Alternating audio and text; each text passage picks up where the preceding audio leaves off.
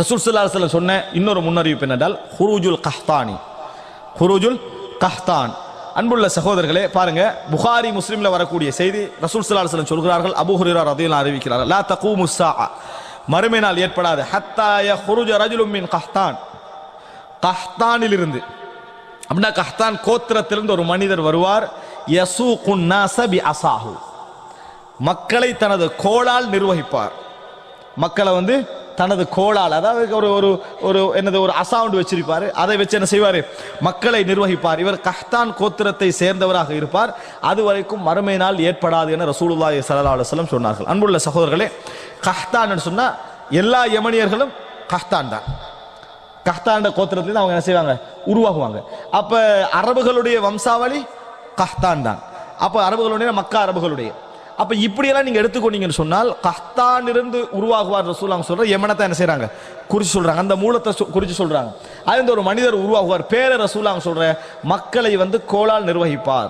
இவர் நல்லவரா கெட்டவரா, நல்ல மனிதராக இருப்பாரா கெட்டவராக இருப்பாரா என்பதற்கு நிறைய இஸ்லாமிய அறிஞர்கள் கெட்டவரா தான் அவர் என்ன செய்வார் இருப்பாரு என்னதுக்கு என்ன ஆதாரம் சொல்றாங்கடா, கோலால் அவர் மக்களை என்ன செய்வார் நிர்வகிப்பார். ரசூல் ஸல்லல்லாஹு அலைஹி வஸல்லம் ஹதீஸ்ல நீங்க பாத்தீங்கன்னா கண்டிச்சு தான் என்ன செஞ்சிருக்குது, அந்த செயல்பாடு கண்டித்து தான் வந்திருக்கிறது. அதாவது அவர் மக்களை ஆக்கிரமிச்சு நிர்பந்த சூழல்ல என்ன செய்வார், மக்களை அதாவது நிர்வகித்து செல்வாரு, ஜப்பாராக அவர் இருப்பார் என்ற கருத்துல சொல்வதை நாங்கள் பார்க்கிறோம். அதே நேரத்தில் இன்னொரு முன்னறிவிப்பு செஞ்சாங்க, அதுக்கு இதுக்கும் சம்பந்தம் இல்லை. என்ன சொன்னாங்க ரசூல் ஸல்லல்லாஹு அலைஹி வஸல்லம் அவர்கள், அஹ்மதுல வரக்கூடிய செய்தி, லா யذهبுல் லைலு வன்னஹார், இது அதோட சம்பந்தப்பட்டது.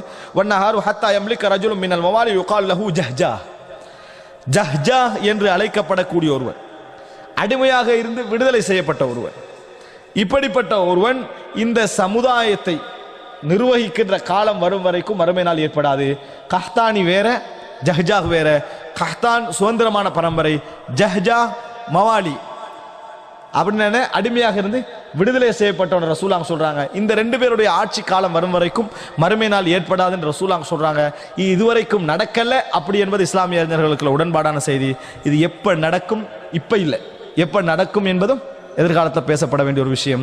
கவலைக்குரிய விஷயம் நான் சொன்னா, புதுசாக எங்களுக்கு ஆப்கானிஸ்தான் பிரச்சனையில் உசாமாவை பற்றி செய்தி வந்தோடனே சும்மா விளங்காம ஒரு செய்தியை பார்த்தா ஜஹ்ஜா அவர் தான் கஹ்தானிட்டாங்க, அவர் தான் என்னது கஹ்தானி என்ன செஞ்சுட்டாங்க, அவருக்கு அப்ளை பண்ணி விட்டாங்க. அது அதானா அந்த செய்திக்கு அதுக்கு என்னது சம்பந்தமே கிடையாது என்பதை நாங்கள் புரிந்து கொள்ள வேண்டும்.